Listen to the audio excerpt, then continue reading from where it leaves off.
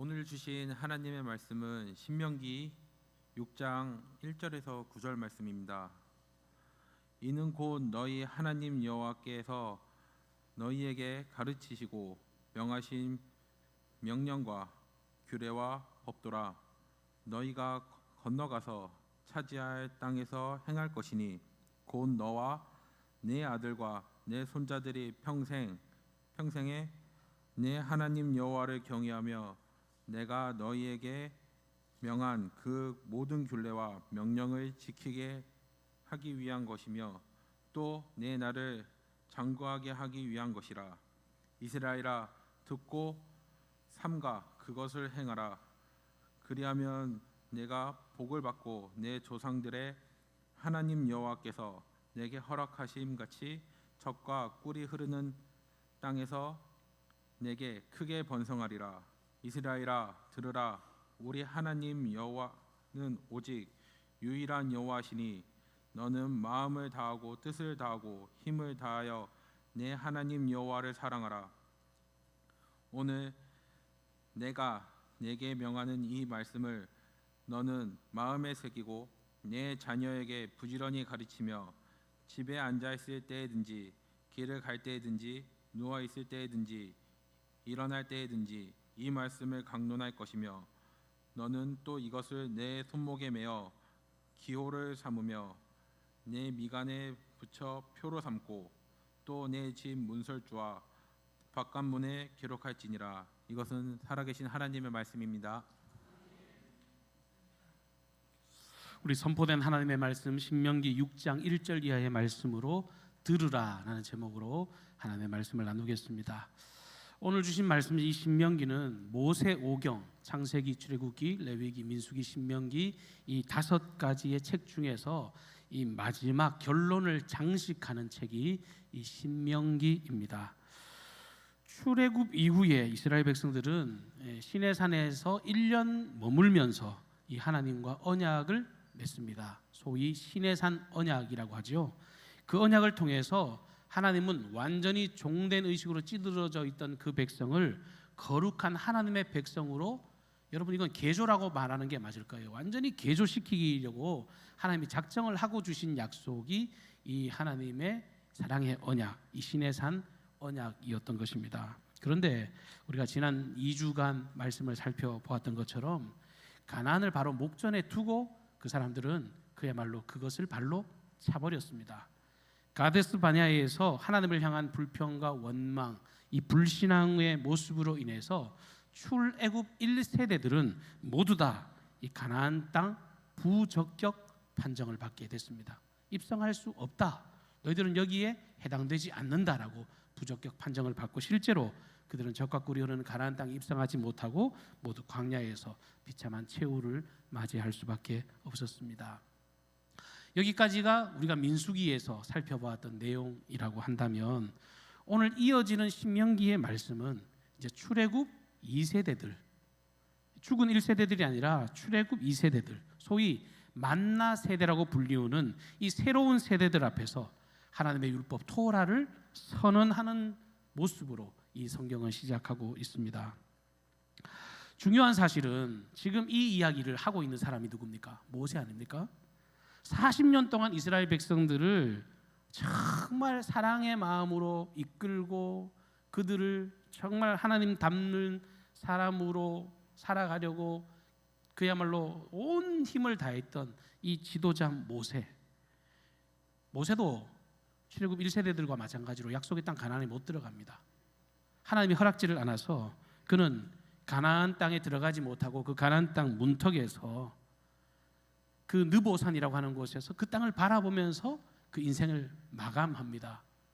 근데 여러분, 지난번 출애굽 1세대들이 마지막에도 그렇게 악랄하게 죽어갔던 것과 반해 이 모세는요, 자기는 들어가지도 못하면서, 자기는 그 땅에 함께 하지도 못하면서, 그럼에도 불구하고 내 백성, 내 사랑하는 이 자녀들이 얼마나 하나님의 뜻 안에 잘 살았으면 좋겠다, 소위 마지막 고별 설교로 이 신명기의 메시지를 기록해 그들에게 전하고 있습니다.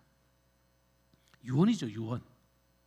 진짜 유언 같은 마음으로 애정과 사랑을 듬뿍 담아서 내 백성들이 정말 이렇게 살았으면 좋겠어. 그러면서 이 신명기를 기록하고 있다는 것입니다.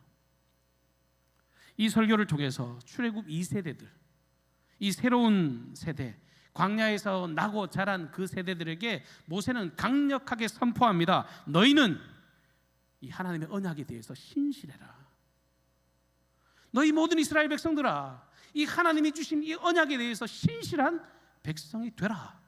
마지막 절규로 외치고 있는 것입니다. 특별히 그 한가운데 신명기 12장부터 26장까지의 내용을 쭉 보시면 하나님의 율법의 메시지들이 쭉 기록이 되어 있습니다. 이 율법의 내용이 바로 하나님과 이 백성들 사이의 언약이잖아요. 일방적으로 주신 언약, 하나님이 사랑으로 너희들이 이렇게 살아가면 이 법을 지키면 너희들이 잘 될 거야 라고 하신 이 언약을 중심으로 너희들은 제발 이 약속에 대해서 좀 신실하게 살아가라 라고 명령을 하고 있는 것입니다. 성경을 하나하나 읽어 가시다 보면 신명기에만 독특하게 기록되어 있는 새로운 율법도 있습니다만 사실은 대부분 다 이미 출애굽기나 민수기에서 이미 출애굽 1세대에게 주셨던 약속과 별반 다르지 않은 그 약속이 그대로 반복되고 있는 것을 볼 수가 있습니다. 그래서 이 성경책 제목이 신명기, 이런 내용을 토대로 해서 이 제목이 따진 것입니다. 히브리어 원문으로 이 신명기의 제목은 핫다바림이라고 되어 있습니다. 우리말로 하면 그 말씀들이라고 그렇게 제목이 되어 있어요. 이 내용을 한자어로 그대로 번역해서 신명기라고 이렇게 부르는데 저는 뭐 배움이 짧아서 그냥 상식적으로 그냥 이렇게 생각했어요. 야, 하나님의 말씀, 하나님의 명령이니까 하나님, 그 신명기 이렇게 번역했겠지 하고 말씀을 준비하면서 제가 찾아봤는데 우리가 하는 그 신자가 아니라 납신자를 쓰고 있더라고요. 납신자 명할 명자. 납신자 의미가 뭐냐 봤더니요, 명령을 거듭 경계시킨다, 몇 번이고 주의시킨다 라고 하는 의미를 담은 말이 납신자입니다. 그러니까 하나님의 명령에 대해서 너희들에게 거듭 경계하고 또 몇 번이고 주의시켜서 그 말씀 제대로 지켜라. 이게 신명기니까 참 번역이 잘 된 제목이라고 생각이 듭니다. 여러분, 이 신명기가 굉장히 중요한 이유가 뭐냐 하면 신약 성경 전체 27권 있잖아요. 그런데 그 27권 중에서 무려 17권의 책에서 이 신명기를 인용하고 있습니다. 이 신명기의 내용을 암시하고 직접 인용하고 예수님도 그의 공생의 가르침 중에서 이 신명기의 말씀을 인용하셨고 예수님을 포함해서 무려 80번 이상 신약 성경에 이 신명기의 내용이 인용되고 있으니까 이것이 얼마나 신앙적으로 중요한 가치고 목표가 되는지를 우리는 분명히 알 수가 있을 것입니다. 하나님의 언약의 말씀, 이것을 가운데 두고 모세의 설교가 앞뒤로 이렇게 배치가 되어 있습니다. 먼저 이 말을 시작하면서 모세는 확실하게 도장을 찍고 가요. 우리가 지금까지 어떻게 왔느냐, 이스라엘 백성들이 그냥 어떻게 그냥 하늘에서 뚝 떨어진 게 아니라 하나님의 선택과 하나님의 인도하심과 그분의 역사로 말미암아 우리 이스라엘이라고 하는 민족이 형성되지 않았느냐. 우리가 광야길을 지금까지 여기까지 걸어온 그 삶에 대해서 하나하나 낱낱이 요약하면서 근데 우리의 앞 세대들이 얼마나 하나님의 말씀에 불순종했더냐, 그 이야기를 기록하고 있습니다. 여러분, 그런데요, 이스라엘 백성들이 이렇게 불순종합니다. 이렇게 하나님을 멸시했습니다. 근데 그에 반해 우리 하나님은 이 광야의 여정, 이 출애굽의 역사, 그 모든 순간순간 하나하나를 진행해 오면서 하나님의 사랑은 이 이스라엘의 반역과 아주 대조적으로 신실함을 그대로 지켜내고 유지해 오셨다라고 하는 사실입니다. 비록 그들의 죄악에 대해서는 벌하셨지만 그 언약에 대해서, 그 신의 산 언약에 대해서는 결단코 잊지 않으시겠다, 이것을 분명히 기록을 하고 있어요. 지난 시간에 우리가 민수기의 말씀을 통해서도 보았습니다만 하나님은요, 그 죄악을 제거하는 과정에서 이스라엘 민족을 1세대의 숫자나 2세대의 숫자나 그대로 유지하시면서 당신의 언약을 성취해 가시는 하나님이심을 우리가 말씀을 통해 보지 않았습니까? 이러한 분명한 사실을 근거해서 이 4장 이후에 모세의 간곡한 설교를 통해서 야, 너희 새로운 세대들아, 너희 부모 세대들보다, 너희 앞선 세대들보다 훨씬 더 이 하나님과의 약속, 이 언약에 대해서 너희들은 신실해야 한다. 그렇게 당부를 하는 것입니다. 특별히 그 중에 신명기 5장에 보면 굉장히 익숙한 말씀이 나오죠. 바로 십계명입니다. 십계명은 출애굽기 20장에 먼저 하나님이 주셨던 말씀입니다. 그런데 신명기 5장에서 다시금 이 십계명을 거론하면서 이 하나님과의 언약, 이 약속에 대해서 너희들이 분명하게 순종하며 걸어야 한다. 그런 흐름 속에서 여러분, 이 신명기에서 가장 중요하고 가장 핵심적인 가치, 가장 중요한 주제라고 할 수 있는 이 쉐마라고 하는 단어가 등장하고 있습니다. 그게 오늘 본문 말씀의 내용입니다. 제가 오늘 본문 말씀 4절과 5절 말씀을 다시 한번 봉독하겠습니다. 이스라엘아 들으라, 우리 하나님 여호와는 오직 유일한 여호와이시니 너는 마음을 다하고 뜻을 다하고 힘을 다하여 내 하나님 여호와를 사랑하라. 아멘. 여러분, 이 구절은 그때로부터 지금까지요, 모든 유대인들은 매일매일 기도가 이 말씀 그대로입니다. 기도 제목이 아닙니다. 이 말씀 그대로를 그들의 기도로 삼고 살아가고 있습니다. 모든 인생들의 삶의 규범으로 그들은 기억하고 살아갑니다. 이 구절은 신명기 전체의 모든 주제를 관통하는 가장 중요한 핵심 가치가 됩니다. 근데 우리말 성경으로 보면 이스라엘아 라고 하는 말이 먼저 등장하지만 실제로 히브리어 원문 성경을 보면 완전히 다르죠. 쉐마 이스라엘 이렇게 되어 있습니다. 쉐마 이스라엘, 들으라. 이 쉐마라고 하는 단어가 먼저 나와요. 이 명령이 중요하니까 먼저 나옵니다. 쉐마 이스라엘, 들으라 이스라엘아, 들으라, 제발 좀 들어라. 이게 뭔 말입니까? 이스라엘 백성들은 들어야 되는 공동체예요. 하나님의 음성에 대해서, 그 말씀에 대해서 귀를 열고 듣고 그 말씀을 경청해야, 그래야 너희들이 살아. 그 말씀을 의지하고 나갈 때 너희들은 오직 유일하게 살아갈 수 있다라고 들으라 이스라엘, 쉐마 이스라엘을 외치고 있는 것입니다. 요한계시록에도 귀 있는 자는 성령이 교회들에게 하시는 말씀을 들을지어다라고 명령하셨는데, 여러분, 과거의 이스라엘 백성이나 오늘날 우리 모든 그리스도인들은 오직 하나님의 음성, 그 말씀에 귀를 기울일 때 우리가 온전히 살아가게 될 줄로 믿습니다. 그런데 이 쉐마라고 하는 말이 단순히 듣는 것, 여러분 그 이상의 의미를 가지고 있다는 것 여러분들 충분히 아실 거라고 생각합니다. 이 듣는다는 말은 단순히 그냥 귀를 열고 듣고 끝내는 게 아니에요. 들었으면 반응하는 삶, 우리말로 하면 순종하는 그 걸음까지 연결되는 들음이 제대로 된 들음이라고 하는 사실입니다. 말씀만 듣기만 들으면 뭐합니까? 그 전혀 행동하지 않는다면 그건 제대로 듣는 것이 아닙니다. 듣고 너희들의 삶의 현장에서 그 삶을 드러내고 증명하고 나타내며 살아가라. 그 순종의 삶을 걸어가라. 이게 쉐마의 핵심적인 가치죠. 더 나아가서 너는 마음을 다하고 뜻을 다하고 힘을 다하여 내 하나님 여호와를 사랑하라 이렇게 말씀하셨는데, 여기 사랑하라는 히브리어 원문도 마찬가지입니다. 단순히 어떠한 감정, 느낌 이 정도의 의미의 사랑이 아니라 하나님을 향한 절대적인 마음, 전심을 다한 마음, 그래서 너희들의 삶의 그 어떤 결과로 헌신하는 그 삶을 너희들이 결단하라. 이런 마음으로 주님 우리에게 사랑하라 라고 명령하고 계십니다. 내 의지, 내 감정, 내 생각, 여러분 그런 것들이 아니라 정말 할 수 있는 것들을 다 끌어모아서 전인격적인 마음으로 내 삶을 구별해서 하나님께 드리는 삶, 주님은 저와 여러분에게 그 삶을 요구하고 계신다는 겁니다. 특별히 주님은 마음과 성품을 다하라. 마음과 성품을 이렇게 강조하신 이유가 뭘까요?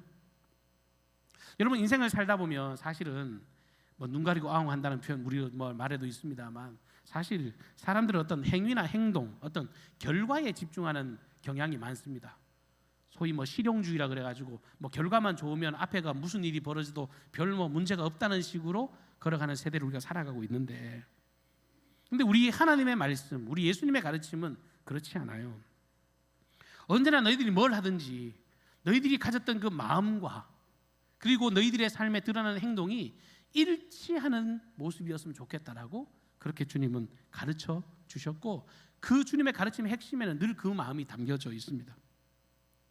한 예를 들면 예수님 당시에 여러분 서기관과 바리새인들, 여러분 종교 지도자들이었습니다.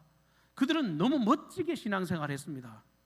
누가 보더라도요 존경받을 만큼 정말 아름답게 신앙생활을 한 것 같아요.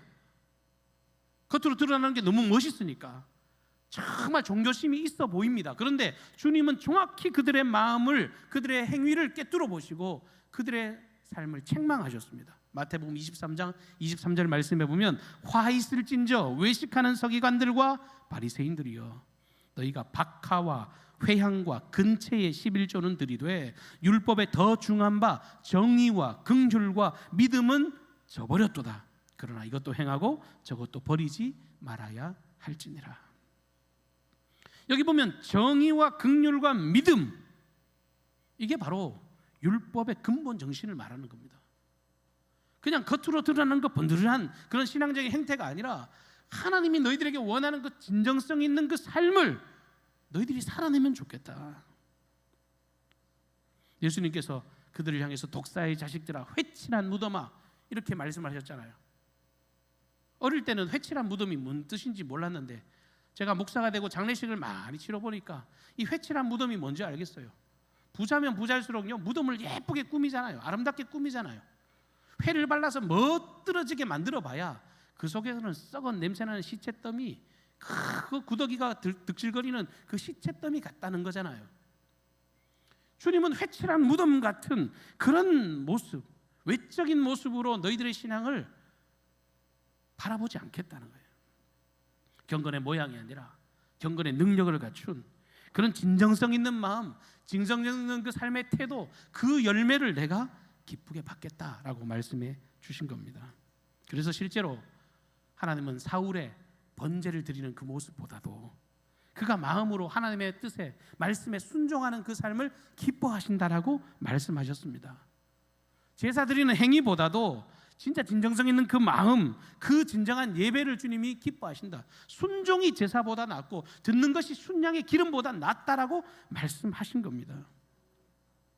이 사실을 알았기 때문에 오히려 반대로 다윗은요, 여러분 다윗이 늘 성공하지 않았습니다. 그는 밧세바를 범하는 죄를 범했습니다. 근데 죄를 범했지만 다윗은 이런 마음을 확 가지고 있었기 때문에 그는 그 범죄하는 현장 가운데서도 주님께 회개하면서 주님께 이렇게 기도하였습니다. 시편 51편 16절 이하의 말씀에 보면 주께서는 제사를 기뻐하지 아니하시나니 그렇지 아니하면 내가 드렸을 것이라. 주는 번제를 기뻐하지 아니하시나이다. 하나님께서 구하시는 제사는 상한 심령이라. 하나님이 상하고 통회하는 마음을 주께서 멸시하지 아니하시니라. 상하고 찢긴 마음, 하나님 향한 애들픈 마음, 주님 향한 중심의 그 마음의 예배를 주님이 기뻐 받으시겠다라고 말씀하십니다. 이 모든 것들을 토대로 듣고 사랑하고 최선을 다해 그 하나님의 말씀, 그 언약을 성취하는 삶, 여러분 이것들을 토대로 여러분 기억하시기를 바랍니다. 오직 하나님의 백성, 당신의 자녀들은 마땅히 하나님만이 내 삶의 주인이시고 그분이 내 삶의 명령권자이시고 하나님의 말씀을 철저하게 유일한 기준으로 삼는 것, 그것이 사는 길이다 라고 하는 사실이죠. 어떤 사람의 말이나 인생의 어떤 법도 이를 대신할 수가 없다. 오직 하나님의 말씀만이 그분의 계획과 목적, 법과 제도를 온 땅에 알리는 유일한 수단, 유일한 방법이 오직 하나님의 말씀을 투영해낼 때 그것이 내가 사는 길이고 모든 세상을 살리는 길이다라고 하는 사실을 기억하고 있습니다. 그래서 디모데후서 3장 14절 이하에 정말 사도 바울은 이렇게 고백합니다. 그러나 너는 배우고 확신한 일에 거하라. 너는 내가 누구에게서 배운 것을 알며 또 어려서부터 성경을 알았나니 성경은 능히 너로 하여금 그리스도 예수 안에 있는 믿음으로 말미암아 구원에 이르는 지혜가 있게 하느니라. 모든 성경은 하나님의 감동으로 된 것으로 교훈과 책망과 바르게 함과 의로 교육하기에 유익하니 이는 하나님의 사람으로 온전하게 하며 모든 선한 일을 행할 능력을 갖추게 하려 함이니라. 사람답게 살려면 말씀 앞에 서라는 겁니다. 능력 있는 삶을 살아가려면 그 말씀 앞에 서라는 겁니다. 그리고 더 나아가서 왜 하나님이 우리 이스라엘 백성들에게 당신께 순종하고 헌신하는 삶을 말씀하실까? 그 하나님 좋으라고 그렇게 명령하실까요? 아니에요.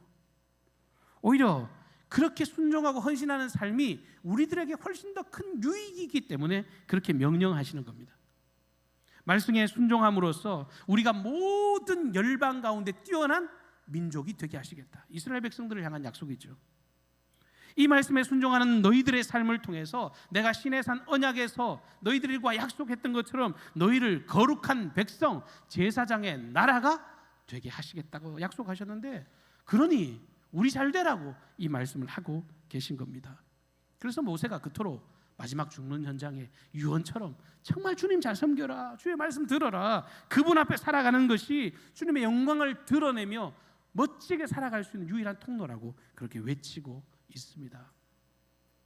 무엇보다도 이 쉐마, 이 들으라고 하는 중요한, 아주 중요한, 놓치지 말아야 될 핵심 가치가 한 가지 더 있습니다. 그것은 뭐냐 하면 모든 이스라엘 백성들이 들어야 할 중요한 가치, 귀를 열고 반드시 이해해야 될 중요한 가치는 오직 이스라엘은 오직 유일한 한 분 하나님, 유일하신 하나님, 그 한 분 하나님만을 섬겨야 한다는 사실을 우리에게 듣기를 원하십니다. 문자적으로 보면 유일신 섬겨라 이렇게 이야기를 할 수 있겠습니다만, 문맥상으로 쭉 훑어보면 여호와 하나님만이 우리들이 예배하고 우리들이 순종해야 할 유일하신 존재다라고 하는 사실을 우리가 기억하기를 원하시는 거죠. 너희는 하나님의 공동체야, 하나님의 백성이야.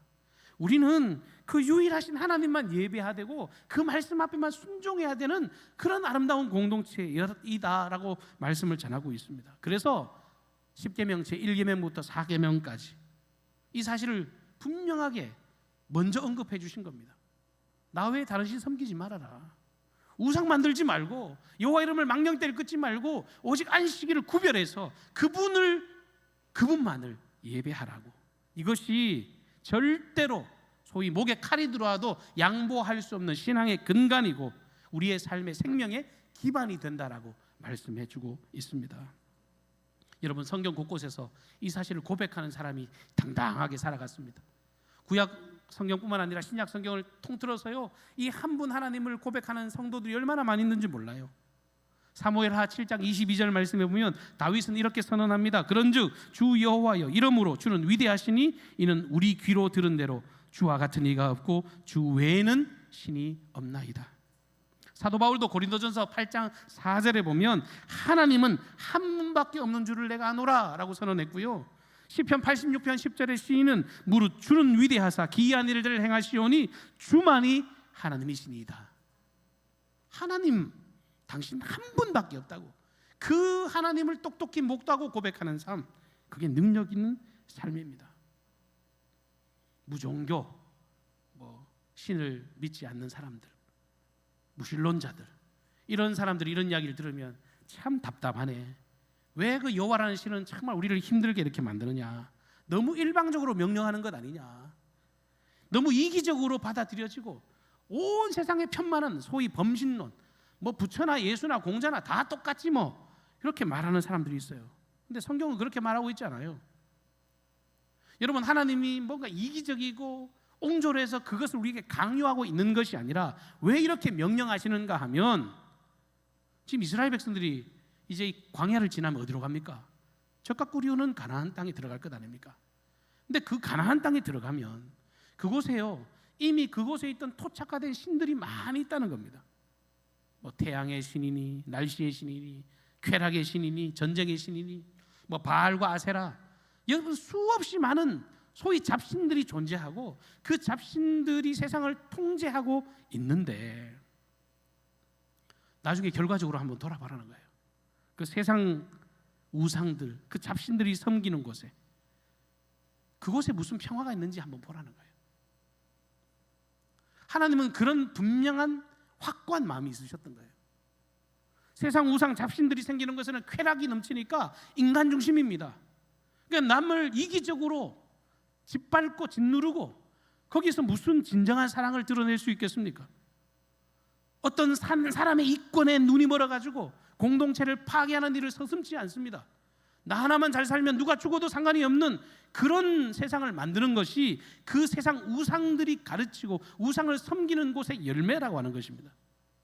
그런데 이 땅을 진짜 창조하신 하나님, 창조주, 질서를 만드신 하나님을 예배하는 일, 그분을 섬기는 일, 여러분 하나님을 제대로 섬기는 곳에는요 반드시 우리에게 주신 열매가 뭐냐면 나도 행복하고 너도 행복하고 모두가 잘 살고 모두가 행복한 생명과 복으로 나아가는 유일한 길이 여호와 나를 섬기는 그 길 안에, 그 가치 안에 있다라고 주님은 말씀하고 계신 겁니다. 그래서 성경에 신명기 12장 이후에 수없이 많은 율법의 모음들을 그들에게 각인시키고 계신 겁니다. 질서 있게 살아가라, 무천지로 살아가지 말고 질서 있게 좀 살아가라고 수많은 삶의 규범들을 각각 주제별로 나누어서 설명하고, 그 주제가 어디를 향하고 있느냐 하면 하나님을 예배하는 것으로 귀결되고 있다고 하는 겁니다. 하나님이 정해진 장소, 이 성소를 중심으로 해서 너희들이 하나님을 예배해라. 그게 일단 중요한 가치다. 근데 그것으로 끝나는 게 아니라 너희는 더 나아가서 너희들이 있는 삶의 현장으로 들어가서 가난한 사람들, 소외된 사람들, 사회적 약자를 돌보는 그 삶을 통해서 삶의 예배로 나아가라고 그 삶의 규범들을 하나님은 명령하고 계십니다. 신명기에 기록되어 있는 구체적인 예를 들면 수입의 10분의 1을 떼서 성전에 11조를 드리죠. 영적인 문제를 해결하기 위함입니다. 그리고 3년에 한 번 또 다른 11조를 구별해가지고 가난한 사람들에게 이것을 나누어 주어 그 사회 공동체 전체가 함께 잘 살 수 있는 공생하는 방법을 우리에게 명령하셨습니다. 지금도 사실 그리스도인들이 살아가는 삶의 방식이요, 세상 사람들이 보기에는 진짜 답답해 보일 겁니다. 저 실컷 지가 열심히 돈 벌어가지고 힘들게 벌어가지고 교회 가다 다 바치고 앉았네? 세상 사람들은 그렇게 평가할 거란 말이에요. 근데 우리는 삶의 규범이 달라요. 그 가치를 가슴에 품고 구별된 마음으로 하나님께 감사함으로 드린다는 거예요. 근데 그 당시에 세상에 한번 생각해 보십시오. 그때 고대 사회에서 무슨 법이 있어도 여러분 치밀한 법이 있었겠습니까? 뭐 함무라비 법전이니 여러분 뭐 사회책에서 배운 여러 법전들이 있잖아요. 여러분 그 세상에 존재하는 수없이 많은 법전들, 소위 거대 제국이라고 하는 나라의 법전들을 봐도 이 하나님이 제시하신 율법과 비교했을 때 훨씬 더 하나님이 명령하신 이 법이 더 정의롭고 더 가치 있고 더불어 아름답게 살아가는 세상의 기준, 어떤 법의 원형이라 그러잖아요. 그런 가치를 허락해 준 법으로 모두가 잘 살라고 이렇게 법을 우리에게 말씀하고 계신 겁니다. 근데 이게 단순히 뭐 어려운 사람 도와주라, 힘든 사람 구제하나 그것으로 끝나는 것이 아니라 내가 하나님과 연합돼서 하나님을 예배하는 것처럼 그들에게도 여호와 하나님을 경외하고 그분과 연합하는 삶이 진정한 길이라고 하는 그 예배자의 마음으로 이 명령을 하고 계시다는 겁니다. 그래서 16장 이후에 보면요, 이스라엘 백성들에게 주신 명령 중에 한 가지가 뭐냐 하면 이스라엘 모든 지도자들이 가져야 할 중요한 법규에 대해서 명령을 하고 계십니다. 거기 보면 백성들의 장로, 제사장, 심지어 왕들까지도 어디에 순종하라? 여호와 하나님의 말씀에 순종하라는 거예요. 말씀의 권위 아래에서 백성의 지도자로서의 너희들이 역할을 다해라. 하나님의 말씀을 대언하는 선지자들을 너희들에게 보낼 테니 그 말씀을 통해서 너희들이 각자에게 주어진 그 삶의 책임들을 지혜롭게 잘 감당해라. 이 말씀을 주고 계시다는 겁니다. 이건 정면으로 그 당시 세대 근동의 기준과는 다른 기준이에요. 다른 민족들을 보십시오. 왕은요 자기를 신성시합니다. 어떤 왕이 되든지 간에 신상을 만듭니다. 내가 이 동네 왕이라는 거예요. 내가 이 나라의 왕이라고 군림합니다. 지도자들은, 다른 나라 지도자들은 다 군림하는 지도자예요. 그런데 하나님이 명령하신 기준은 뭐냐 하면 너희들의 권세 위에 나의 말씀이 있다라는 것을 분명히 말씀하십니다. 어떤 지도자들이라도 하나님의 말씀에 철저하게 순복해서 그분의 율법 아래에서 그분의 말씀이 선포되는 그 말씀의 기준 안에서 걸어가고 살아가야 한다는 분명한 기준을 말씀하고 계십니다. 그런 기준 아래에서 19장 이후에 보면 시민들이 살아가는, 백성들이 살아가는 여러 가지 삶의 규범들이 아주 상세하게 기록되고 있습니다. 뭐 결혼, 가정, 사업, 뭐 사회 정의, 뭐 사법제도, 고아와 가부나 이민자를 보호하는 사회 약자를 향한 그런 법까지도 아주 세밀하게 말씀하고 계시다는 겁니다. 보십시오. 하나님은요, 우리에게 이 명령을 그냥 누르는 짐으로 우리에게 주신 게 아니라 어울려 잘 살아가라고 이 법을 주신 겁니다. 하나님의 법을 최상위에 올려놓으신 이유가 정말 혼란하게 살아가지 말고 이 질서 안에서 너희들이 살아가라고 이 말씀을 주시고, 더불어 너희들뿐만 아니라 너희들만 이 음성에 귀 기울여 살아갈 것이 아니라 내가 부탁인데 이 말씀, 이 중요한 가치를 너희의 후대 세대에게도 잘 전수하라. 너희들의 자녀들에게 부지런히 가르쳐줘라. 이것이 얼마나 가치 있고 얼마나 멋지게 살아가는 멋진 법인지를 너희들이 후손에게 전해줘라.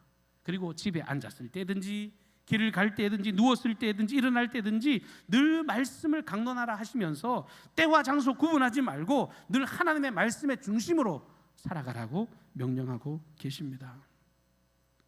사랑하는 성도 여러분, 말씀을 맺겠습니다. 들으라. 왜 우리에게 이 말씀을 하십니까? 언제나 진리를 아는 것, 그것이 우리가 할 도리를 다 한 게 아닙니다. 하나님 반드시 우리들에게 명령하세요. 너희들이 들었으면 영적인 재생산이 바로 일어나는 그 삶의 통로로 너희들이 살아가라고 이 말씀을 우리에게 요구하고 계십니다. 성경은 늘 우리의 사명에 집중하게 하십니다. 나의 안위와 나의 행복에 초점을 맞추어서 살아가는 것이 아니라 늘 열린 마음으로 너희들의 이웃과 너희들의 공동체와 온 세상을 향한 열린 마음, 그리고 그들을 구원하기 위한 그런 통로로서 너희들이 하나님의 음성을 듣고 그 명령을 준행하라고 우리에게 이 명령을 하고 계십니다.